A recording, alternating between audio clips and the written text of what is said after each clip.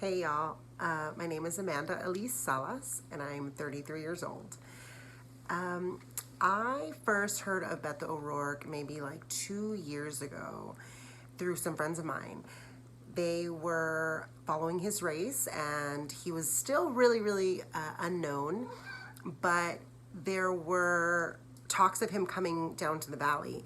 And so one of my friends got in touch with his campaign and said, look, if you're going to come down to the valley, you need to come see the border wall.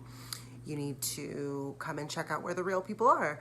And so he did. And I remember thinking, like, why? Why is he doing that? Um, and that was the first time that I was kind of intrigued by Beto. I grew up in a really conservative house, and I used to be quite Republican. I have a really conservative mom and a still very conservative stepdad.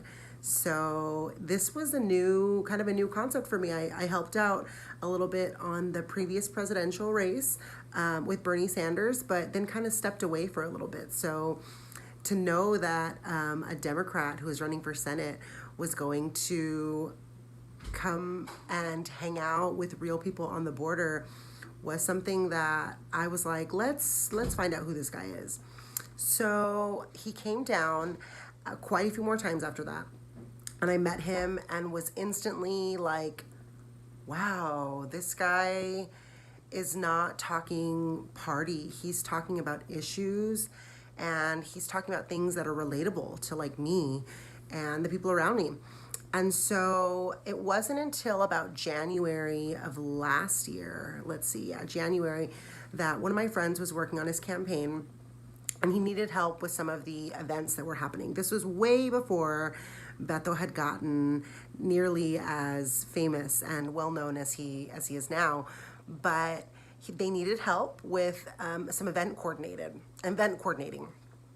And that's what I had been doing in other campaigns, and that's how I'd been helping out. So I agreed, and I got in touch with some people on the campaign, and I started planning some of his events. And I remember when I was planning them thinking, like, this is just work, right? This is just work. But I was telling my mom about it, my very conservative mom, my apolitical sister, who was more liberal than me, but just wasn't involved with politics. And as soon as I started planning these events, people started coming out of the woodwork. We had lots of volunteers automatically, lots of supporters, and the events were successes. And it wasn't just because of the number of people that came out. It was really about the way that Beto treated the people there. He took every single question. I remember thinking, like, we need to vet these people before. And they said, absolutely not. We're not going to vet anybody. We need to listen to what they really have to say. And so he not only met every person there and shook all their hands, answered all their questions, but he really got to know me as a volunteer on the ground. I never once worked for his campaign. I never received a dollar from his campaign to do any of the work that I did. And not that there's anything wrong with campaign workers. I still, support a lot of different candidates and think that campaign work is really a fun job. But I was there because I loved the work that I was doing. I organized maybe like 6 or 7 events for him. But by the second one, I was like, Mom, you want to know what I'm doing? Event coordinating for this guy who's running for Senate, and he's coming down here and he's talking to people. You should come check it out. And so I got my mom to come to a few of the town halls, and I got tons of friends and, my sister and all that stuff. But my mom, my very conservative mom, who was kind of a single issue voter for a while, really came down and decided to give him a listen. And what was great about Beto was he talked about things in a way that made them less scary. So he talked about access to healthcare, and he talked about things like veterans' rights, and he talked about equality and immigration, and he made them not scary, and he made them relatable to everybody, whether you were on the left side of the spectrum, whether you're on the right side of the political spectrum. He made it an issue that was digestible to an everyday person. And to somebody like my mom, who, yeah, she was a little bit political, but really for people that are very conservative, it's really hard for them to hear some of these liberal terms. And Beto just knew how to break things down and talk about issues rather than, partisan things. And so by the third event that I had for him down here, my mom was ready to get in line and take a picture with him and ask him a question. And I remember thinking like, whoa, that's a big deal. And I introduced them and I told him, I was like, hey, Beto, this is my mom. She's a Republican. And he's like, oh, don't worry about it. My mom is too. And they hit it off really great. And I remember thinking like, wow, he remembered her name. He remembered that she was a Republican. The next time that we had another event down here for him, he remembered her name and asked how she was. And I remember thinking like, that's a big deal. He remembered my sister, very much remembered what I was doing and was really grateful for that stuff. And it was really a special thing to be able to bring somebody like my mom, who was very conservative, into the picture and really begin to believe in a candidate.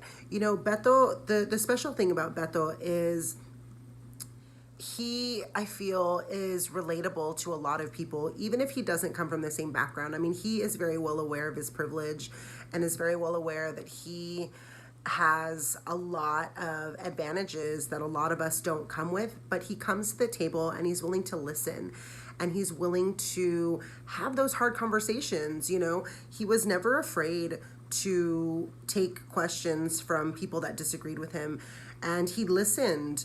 I remember there was one time at an event where one of my very good friends, who was very angry with Beto, with a vote that he had done, she came and she let him know. And I remember feeling a little torn because she was my very good friend and I had already been volunteering for him for a while. But I remember watching that interaction and thinking how special that was to be able to see, because I understood her perspective. She was angry at him because a vote that he had done maybe compromised a little bit of her community. But then I understood where he was coming from, because that bill contained funding for veterans and for people that he had already been working for a long time. And a lot of times these bills are very difficult to make decisions on. And I remember thinking how special he was and how powerful that moment was, that he didn't get angry. He didn't lose his cool. He accepted what she had to say. In fact, he encouraged her to come back the next time. And that was how I knew he was somebody different. So I still am just really excited about the work that he's doing. I know that the people that want to hear what he has to say, or the people that are inspired by him, are not the ones that have been coming out to vote before, which is very exciting, because that tells me that he's activating people, or at least he's showing them how they can activate themselves, which is very exciting in an apolitical and an apathetical world. So I'm just really excited about all the work that he's doing, and really excited to see that he's still inspiring people like me, people like my mom, people like my sister, some brown people down in an obscure part of the country, and really taking the time to get to know us. So that's a little bit about why Beto and his race really inspired me.